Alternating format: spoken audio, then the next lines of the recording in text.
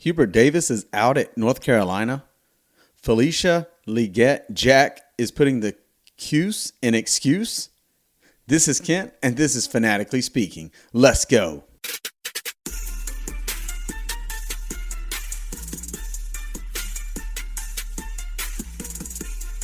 All right, so a big coaching change in college basketball. One of the big blue blood programs, North Carolina, they fire Hubert Davis. He's out after 5 years. Just didn't get it done. Following the legend, Roy Williams, Hubert had been an assistant, and it just didn't turn out the way I don't think anyone thought it would, especially how it started. And he got off to a really hot start. But the question here is, was it this year alone, or was it his 5-year tenure altogether that got him fired? And in looking at this, again, I'm looking at it as a Duke fan, but I respect Hubert Davis and North Carolina. I've always told and talked about, rivals and the teams I hate, the other programs I hate, or the rivals of the teams that I do like. North Carolina is not like up on my list. They're not the Dallas Cowboys, right? So looking at this, them being one of the blue blood programs that must be relevant, they must be in contention, they must be making waves in the tournament, in the ACC tournament, in the NCAA tournament. You got to make deep runs or changes will be made. We've seen this before after Dean Smith. We saw it with, Matt Doherty, Guthridge. Again, get it done or you're out. So I don't think it's not just 1 year. I think it's the whole 5-year tenure. And I think it's the decline and the mediocrity of it. So in looking at that, though, the 1 year they did make a run, and then you got to have an appearance or win the title, or you got to do something in this span of the 5 years. Hubert Davis was the successor. This is what Roy Williams wanted, kind of like Coach K wanted Jon Scheyer. And we're going to look at those two because I think they're connected. I think it's connected to why Hubert Davis got fired. Because you can't win the championship every year, but you got to be there. And he did get there. And they made a historical run the 1 year, and I'll get to that. But let's look at Hubert Davis's career real quick before we get into comparison and all the numbers, though I'm going to throw some numbers at you. It kind of stinks for him. Really good guy. I think everybody respects him.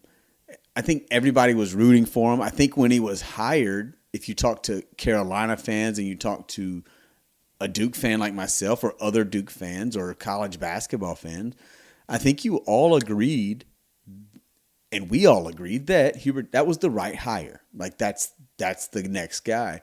You stay within the family. He's earned that spot, being an assistant, playing there, all those things. So his career comes to an end at North Carolina. He was a player from 88 to 92, an assistant for 9 years, and then the head coach for 5 years.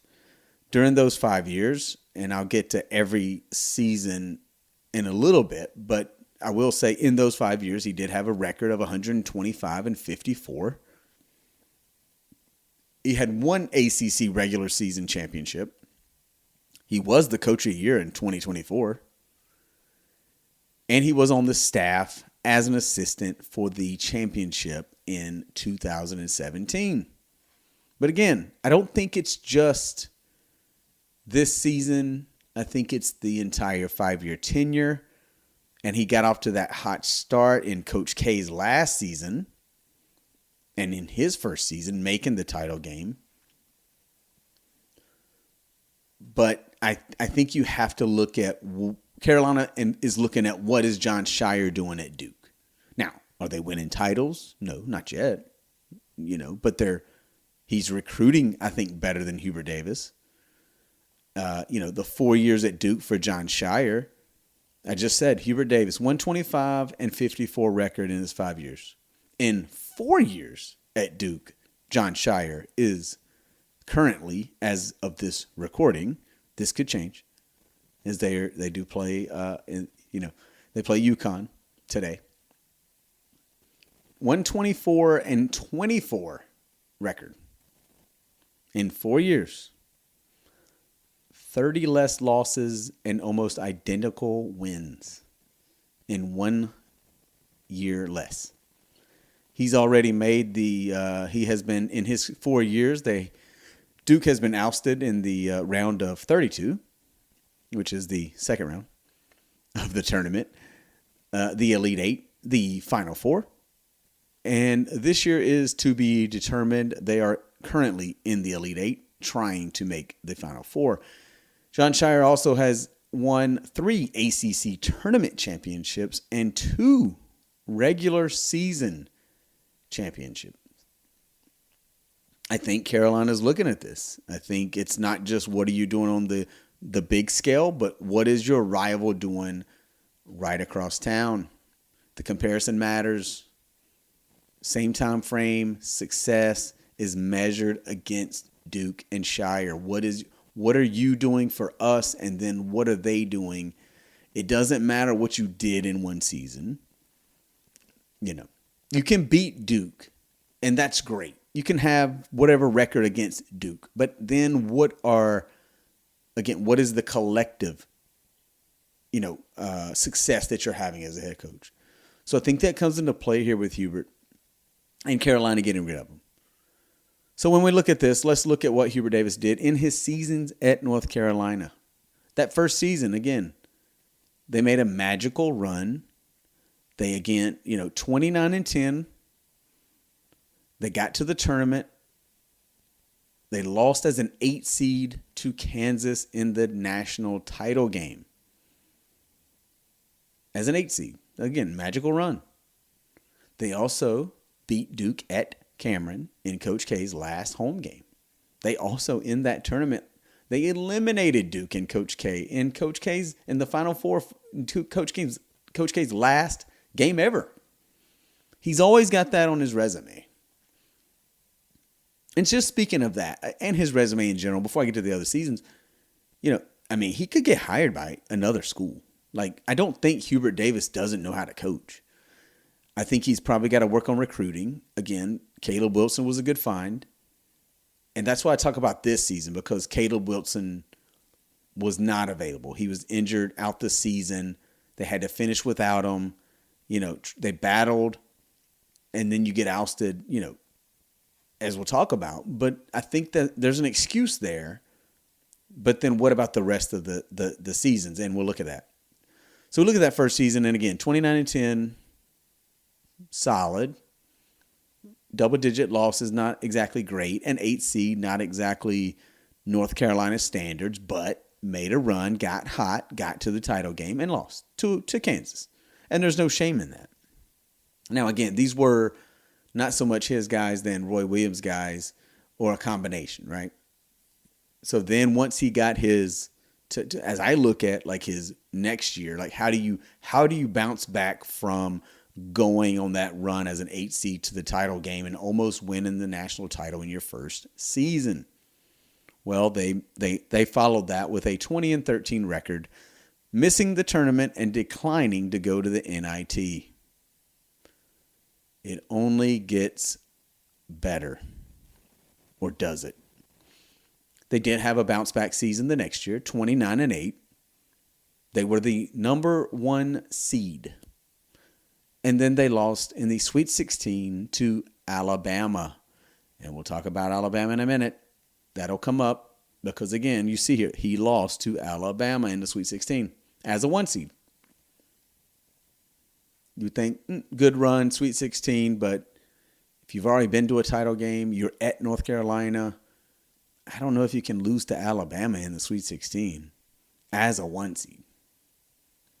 So then they follow that up with a 23-14 season. Mind you, another double-digit loss season. This one, they had to play in the first four. First 4 in. So they had to win a game to get in the tournament. And they won, only to lose in the first round to Ole Miss. I bring this up because losing to Alabama, losing to Ole Miss, there's some good SEC teams out there, and Alabama is definitely a good team. But I think when you think about Alabama, you think about football. When you think about North Carolina, you think about basketball. Same for Ole Miss. So back-to-back years, you're ousted. This time a first round, to Ole Miss, and already a bad season, right? I think they were 11 seed, getting that first 4 in and then losing to a 6 seed. But again, first round, Ole Miss, that's tough. Then we get to this season, 24-9. Not too bad, considering, again, your top player got hurt during the season. You finish it off.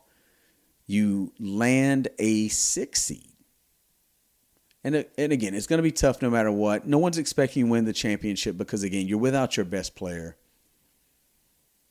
So they're playing VCU, the 11 seed, and they have a 19-point lead in this game in the first round again. They blow the 19-point lead, and they lose to VCU in the first round. So immediately it is like, what is the future of Hubert Davis? And, of course, we're having this conversation because they lost, and he got fired. And when you look at the grand scheme of his career, his best season was kind of with some Roy Williams guys, right? It's not exactly his recruits. And I know Carolina normally they don't go get one and dones. So you're still rolling with the guys, and the transfer portal wasn't what it was then. So still like the same guys that have been there. And maybe that carried over, but then it's like, okay, now you're not winning, and now all that stuff come into play here. So just looking at that, I think it's overall, three out of the 5 years you have double-digit losses. 1 year you don't make the tournament, and then 2 other years you lose in the first round. So a title run, as the runner-up your first year, and then the Sweet 16. But I don't think that's enough. I think they had seen enough to say, okay, again, this is not North Carolina basketball. In 5 years, we should be getting better, not worse. And over there at Duke, they're getting better. They're looking better. They're recruiting better. They're winning more games, more ACC championships, deeper runs in the tournament. And that ultimately cost him his job. So who takes his place? That's a really good question. There's a lot of options, and I think we can say that there's a long list, and I'm about to get into them.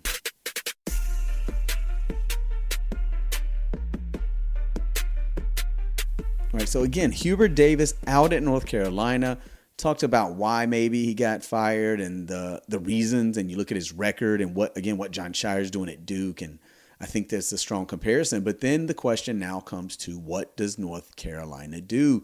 There's been a lot of names floated, and I'm going to try to hit these names as quickly as possible just to give my takes on is it realistic, and who should they be going after? And again, what exactly is the fit, and who I think they should fire and who I think has the best chance, and the whys, the why nots, all that fun stuff here. So there's a long list of names that have been floated out there, and it changes about every day. I tried to get all the names that have been listed.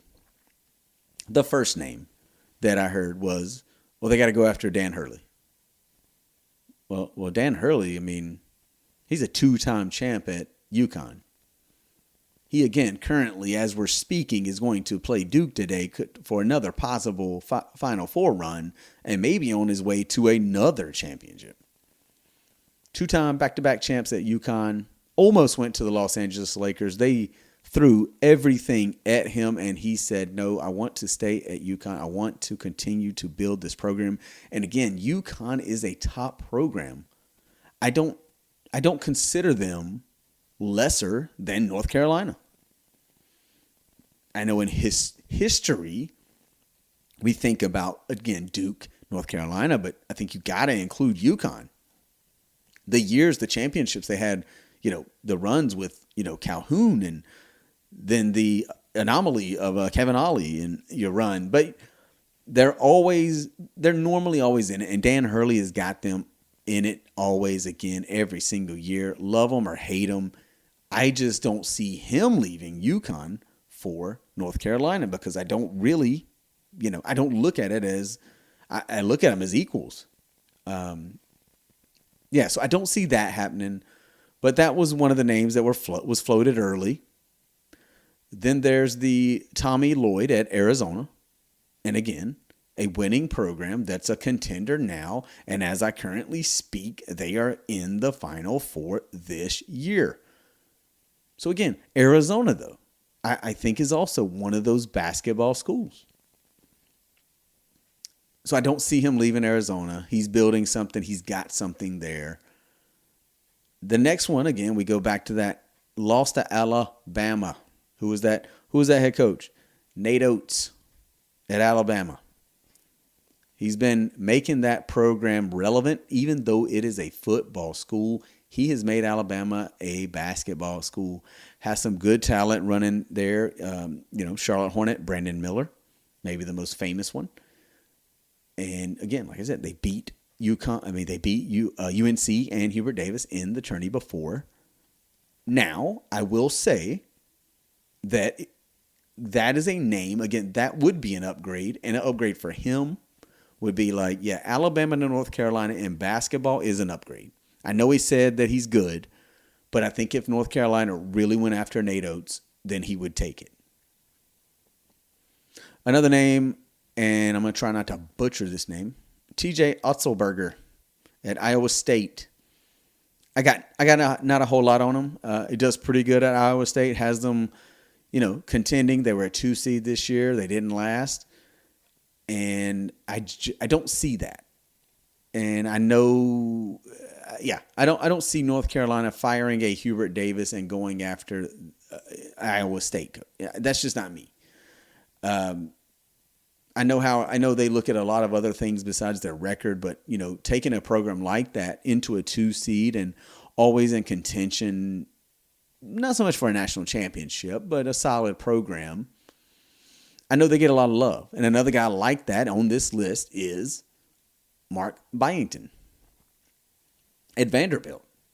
Short resume of success at Vanderbilt, but he is doing what a North Carolina guy couldn't do, Jerry Stackhouse, and that is make Vanderbilt a basketball program. And there's rumors that he's the favorite, and I guess again that kind of success that quickly at a school like Vanderbilt, that is, I think, a good selling point to get him at Carolina. I'm not going to completely say no, but I think I could see it. I could see it, but then not for me personally. That's not the guy I would go for if I'm North Carolina, because I think North Carolina, you gotta knock it out of the park. You gotta go big or go home. It's like, again, I hate to name some of these franchises because they're all the ones that I root against.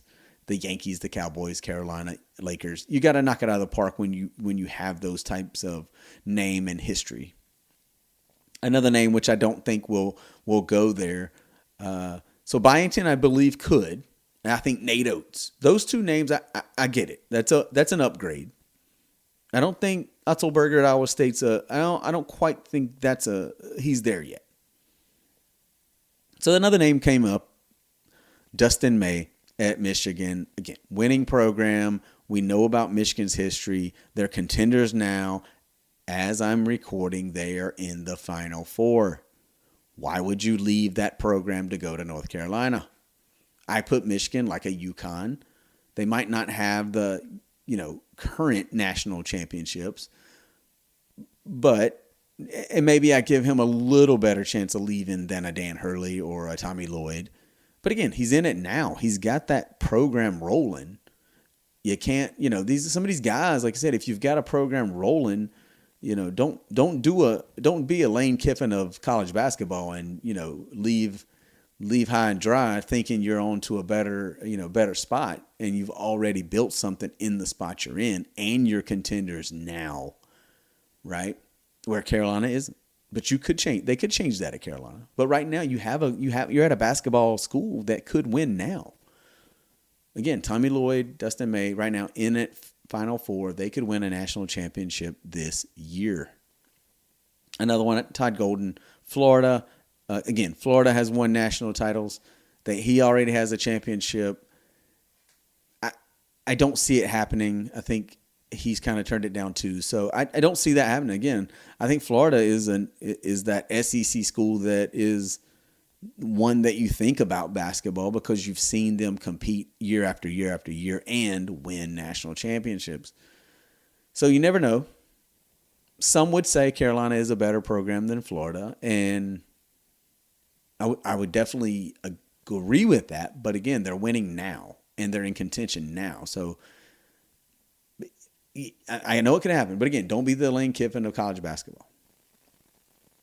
Now, another name is not currently coaching college basketball, but did, and he did, at Florida. Billy Donovan. He's currently the Chicago Bulls head coach in the NBA. He has 2 titles at Florida. He had a really good run there, runner-ups and Final Four, Elite Eights, and again, the 2 titles. And I put this in there because I think this matters now on some of these guys who are in the mix.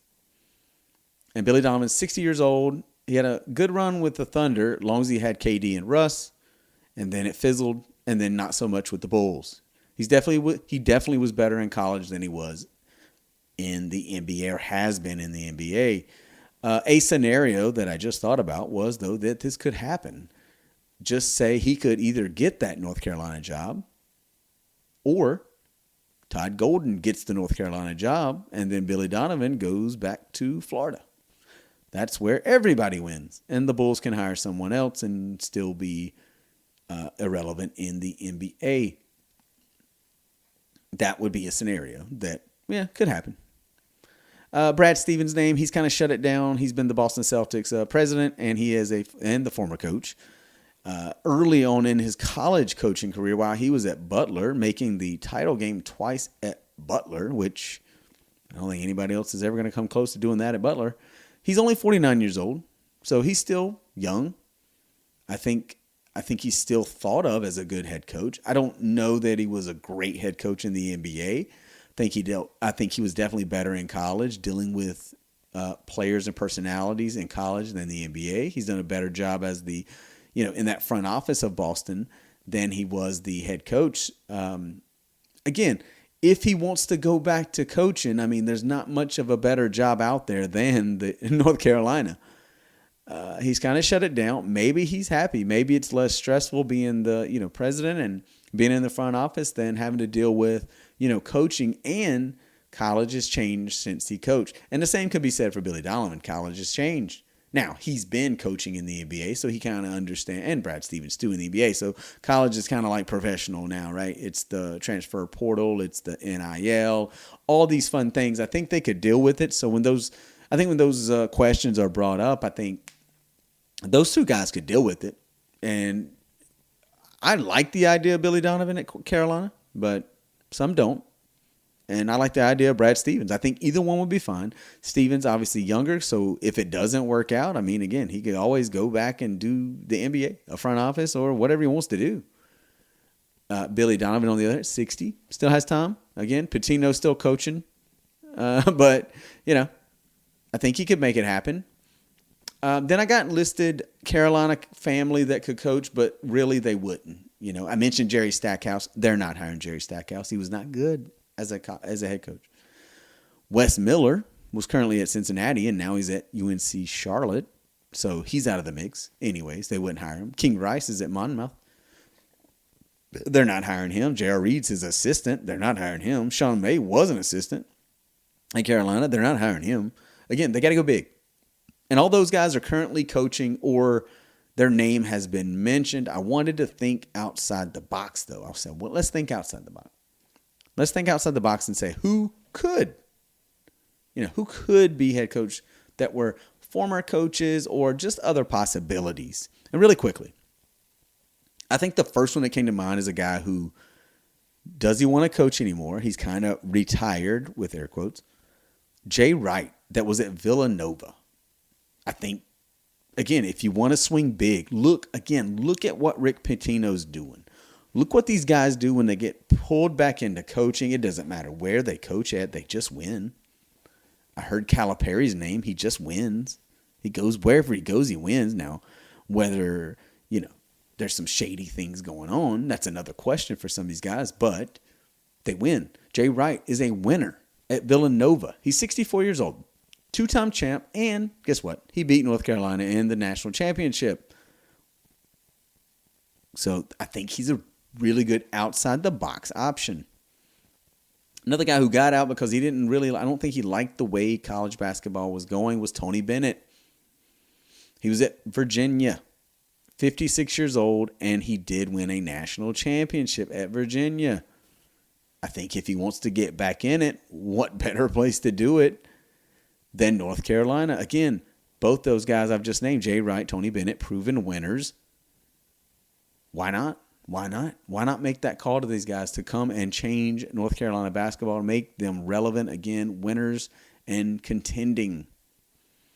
Another name I don't think that would be, they said Mike Malone, the former Kings and Nuggets coach, NBA champion, but never coached college. Doesn't mean he couldn't.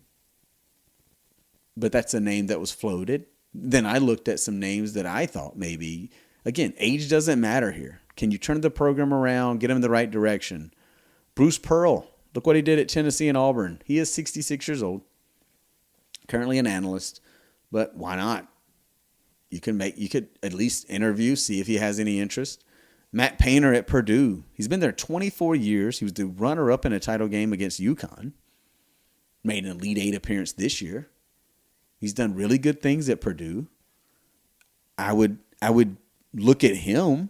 I mean, again, he's a proven head coach at Purdue.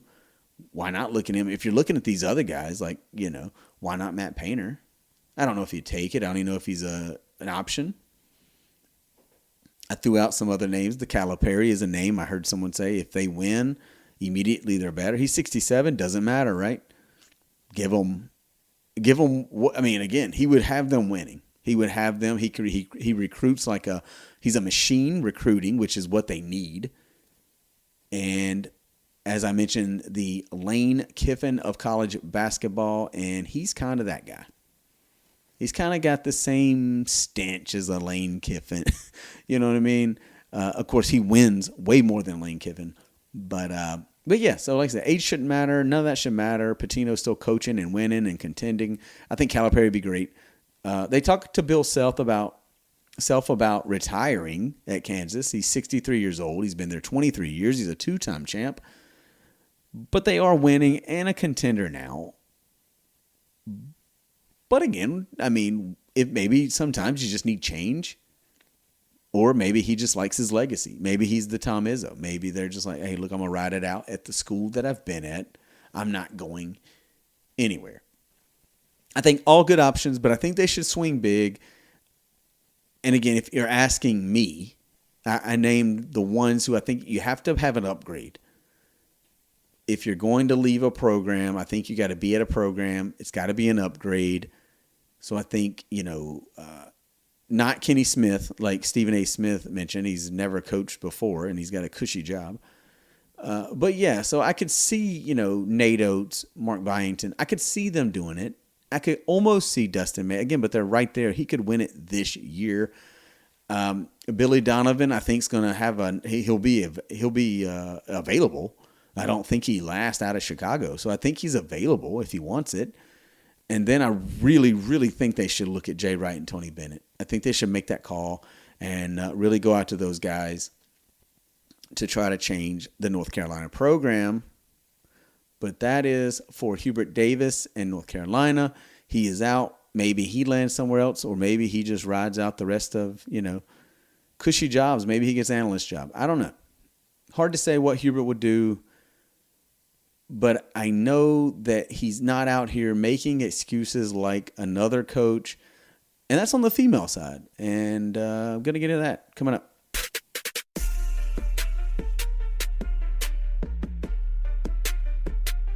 All right, so switching to women's college basketball. And the story caught my eye. I always, when coaches or players, they do things that are head scratching. It gets my attention. And I thought, well, I'm doing this episode on Hubert Davis. Let's add in this other coach on the women's side. And it's Syracuse's women's basketball coach, Felisha Legette-Jack. They got eliminated from the NCAA tournament this year, and she took the microphone after the game to complain that her team shouldn't have to play UConn so much because UConn's so good and they don't have a chance. What an excuse from the Cuse, from Sarah Cuse. That's what I say. She put the Cuse in excuse. And now a little bit of background about Felisha. She was a player at Syracuse from 1984 to 1989. Then she went on to be an assistant at Boston College, even Syracuse, Michigan State. Then she got her head coaching job at Hofstra, Indiana, Buffalo, and now back at Syracuse. Here's what she's done, because I want to put this in perspective that this is what she's done in her career, but she's blaming and she's so mad right now that she's saying in her career she always gets put up against Connecticut, who is a powerhouse. And normally is a top seed, normally is right there in the mix and are always good. But I'm not getting the complaint of, I guess she's thinking that they should try to not put them in certain brackets and this, that, and the other. Well, as a Duke fan, I would tell her, well, go ask John Shire how's he feeling? Has he made any comments about being the number one overall seed and being put in the toughest bracket in the tournament this season? Is there any excuses? I mean, we can acknowledge it, but let's not make excuses of why your team loses. So let's put it in perspective, and let's go look back at Felisha Legette-Jack's career as a head coach. At Hofstra, she was 54-63. She had a losing record. At Indiana, 87-100. Again, a losing record. Now, she did go to Buffalo after those two stops, and she did produce a winning record of 202-116. Pretty good. That was her longest tenured job. She then ended up making the Sweet 16 in 2017-2018 season. That was her best finish as a coach. And we'll get back to that probably. So what is it? Again, great finish there for her. Best one of her career. And now she's at Syracuse and she has gotten better as a head coach. She's currently 80-48 at Syracuse. Nothing. No, I mean that's a solid job at a big school. So going down her tournament appearances as a head coach, because apparently she's just saying that she's getting picked on. Somebody's picking on her. They're making her play UConn over and over and over again. It's just not fair. So let's go look at what she's talking about. In 2016 with Buffalo, she lost as the 13 seed to the number 4 seed Ohio State, 88-69 in the first round. So that's not UConn. That was Ohio State, and she was the 13th seed at Buffalo. So solid. In 2018, we mentioned that Sweet 16. Her best finish yet as a coach in the tournament. Buffalo was an 11 seed, and they lost to the 2 seed South Carolina Gamecocks, one of those other powerhouses. Nothing to be bad about. 79-63, again, at Buffalo. So doing great things at Buffalo. We mentioned she had a really good run there. In 2019, I guess this is what she's talking about, that Buffalo, as the 10 seed, lost to the 2-seeded UConn Huskies. 84-72. Solid game, close game. That's a pretty good game. I don't know what she's. That's a pretty good. I mean, again, you're a 10 seed. They're a 2 seed because, again, they're UConn, just like South Carolina was a 2 seed because they're South Carolina. They lost in the second round. In 2013, they lost in the third round. She lost in the third round of the WNIT. She did not make the NCAA tournament. Just want to throw that in there. That they were in the NIT, didn't even make it. 2024 at Syracuse. I believe 23 she was at 23 she was at Syracuse, WNIT, did not make it.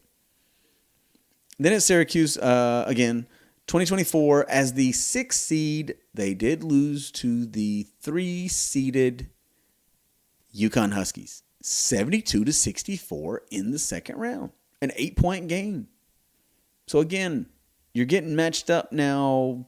That's 5 years apart, by the way.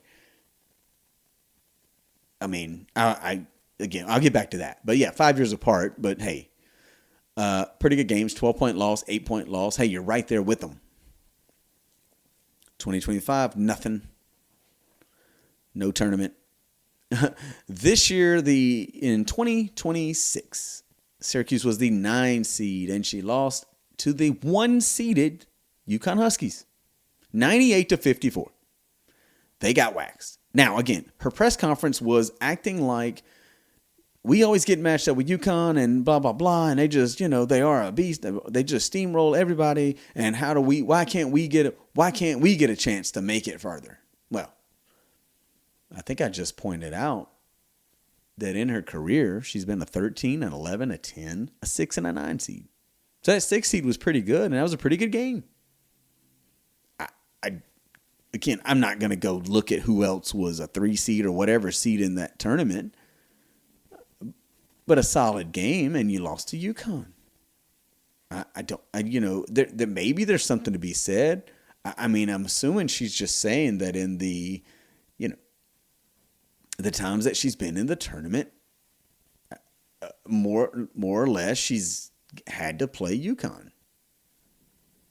I mean, I guess, but I mean, let's just see here on this year alone. This is what got her going.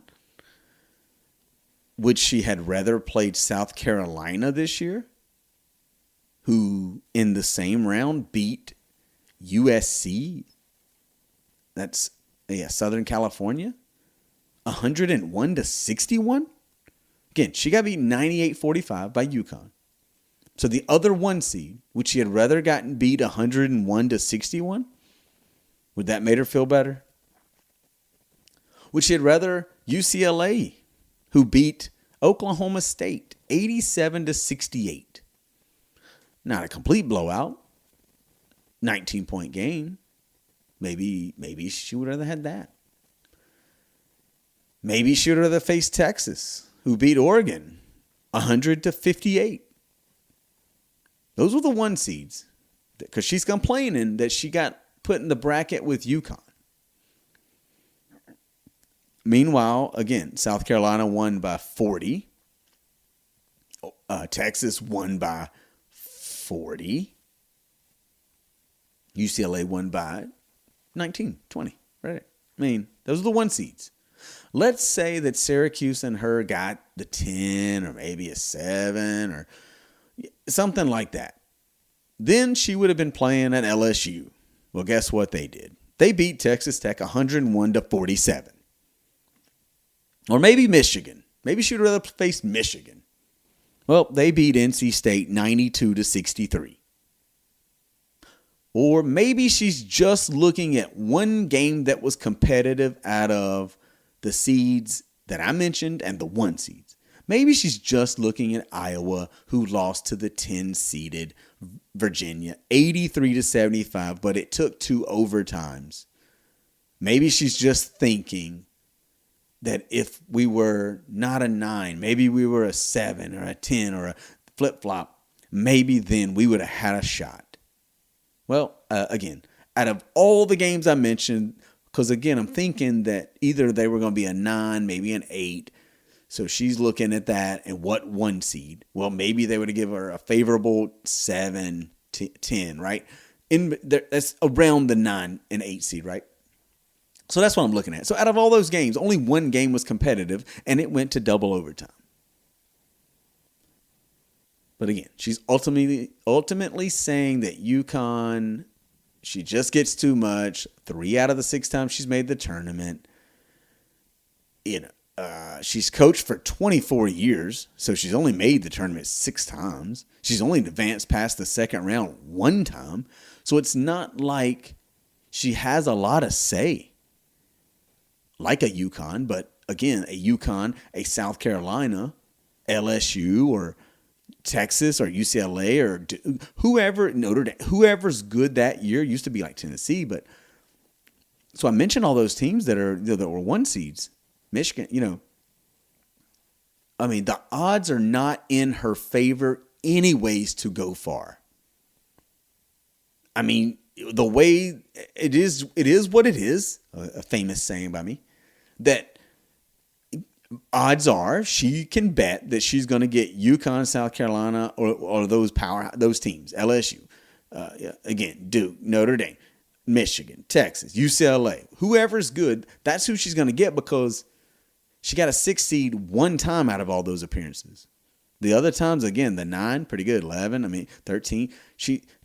10. She's a double-digit seeded team for the most part.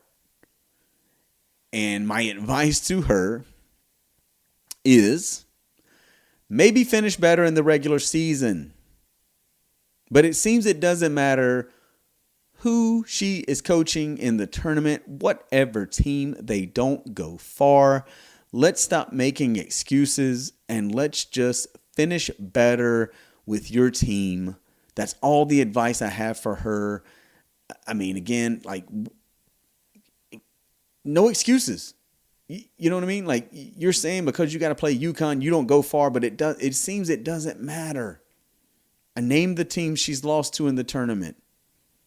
One time out of the 6, she's made it past the second round. So odds are not in her favor to go far. And again, the way her teams normally finish, odds are they are going to play a powerhouse and get ousted from the tournament.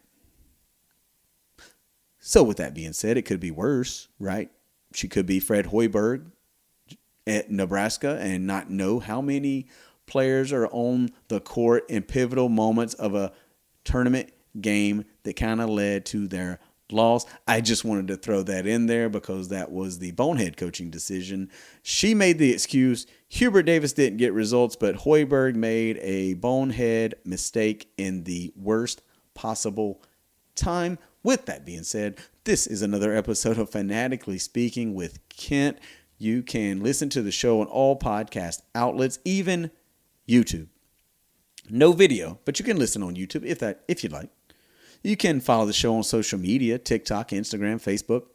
Go check it out. Follow the show, see what the episodes are about, and then go listen, and then like it, and then share it. Do all the things that you do to the podcast on socials, comment, follow, download, etc., etc. Whatever device you listen to, tap that app. And for that, in this episode, then I am out.